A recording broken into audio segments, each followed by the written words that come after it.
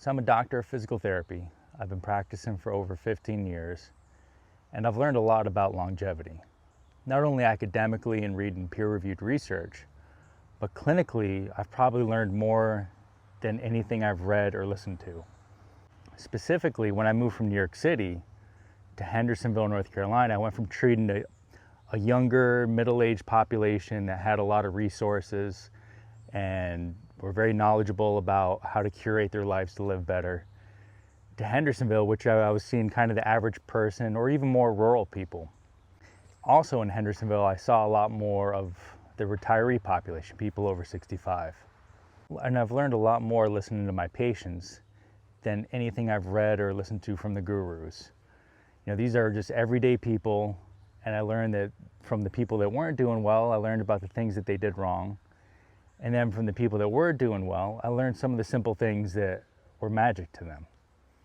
And of course, with longevity, a big part of it is genetics and your resources and where you live. One of the longevity secrets came from a patient that she was in her maybe 78, 79.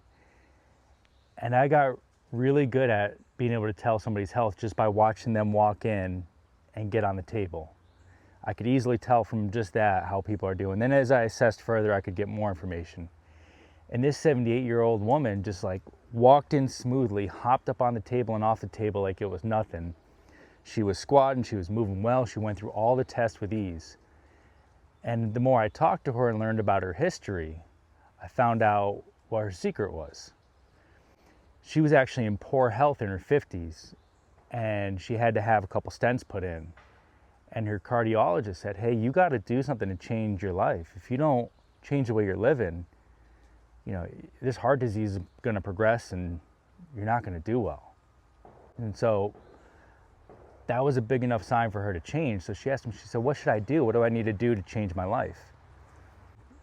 And this cardiologist had a great recommendation. He said, every day, I just want you to climb your stairs. Maybe start with 1 or 2, you'll get out of breath, but you'll build up. And that's what she did. Every day she would just climb her stairs in her house up and down.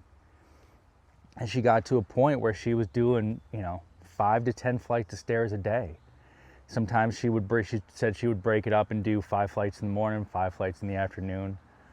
But it was just that stair climbing that worked her cardiovascular system, improved her VO2 max, kept her legs strong.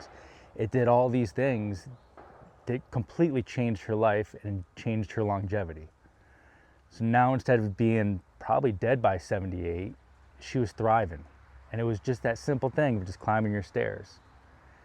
And I've done this myself when I've been in a place where there's no gym and I don't feel like doing a bodyweight workout. I just put in my headphones and I climb stairs till I can't anymore.